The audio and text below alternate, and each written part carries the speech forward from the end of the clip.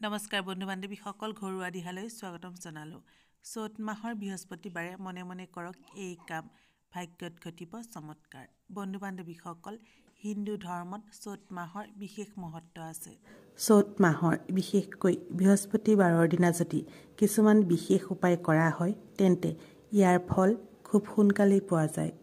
আজিৰ এই ভিডিঅ'ত যি উপায়ৰ বিষয়ে কম এই উপায়ৰ দ্বাৰা আপোনাৰ আৰ্থিক সমস্যা দূৰ হ'ব হাতলৈ ধন আহিবলৈ ধৰিব ঘৰৰ সকলো নকাৰাত্মক শক্তি দূৰ হ'ব লগতে ঘৰলৈ সুসমৃদ্ধি আহিব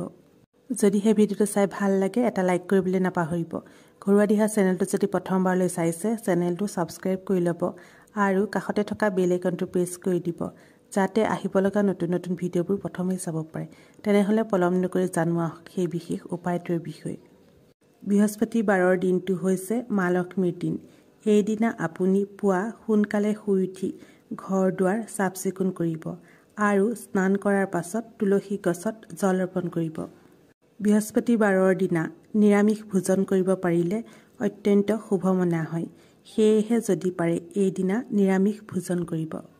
বৃহস্পতিবাৰৰ দিনা মা লক্ষ্মীৰ পূজা আৰাধনা কৰাৰ লগতে যদি বিশেষ কিছুমান উপায় কৰিব পাৰে তেন্তে মা লক্ষ্মী অত্যন্ত প্ৰসন্ন হয় আৰু ভক্তক মনে বিচৰা বৰদান দিয়ে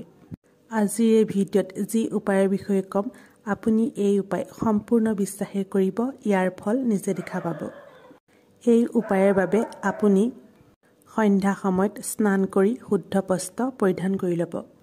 ইয়াৰ পাছত আপোনাৰ গোসাঁই ঘৰত থকা মা লক্ষ্মীৰ সন্মুখত এগছি শুদ্ধ প্ৰদীপ জ্বলাব ইয়াৰ পাছত এটা এটকীয়া কইনছ এটা হালধিৰ টুকুৰা আৰু এটা লক্ষী কৰি অৰ্পণ কৰিব ইয়াৰ পাছত এই মন্ত্ৰৰ কমেও 11 বাৰ জপ কৰিব মন্ত্ৰটো হৈছে ওম মহালক্ষ্মীয়ে নমো নমঃ ওম বিষ্ণুপ্ৰিয়ায়ে নমো নমঃ ওম ধনপ্ৰদায়ে নমো নমঃ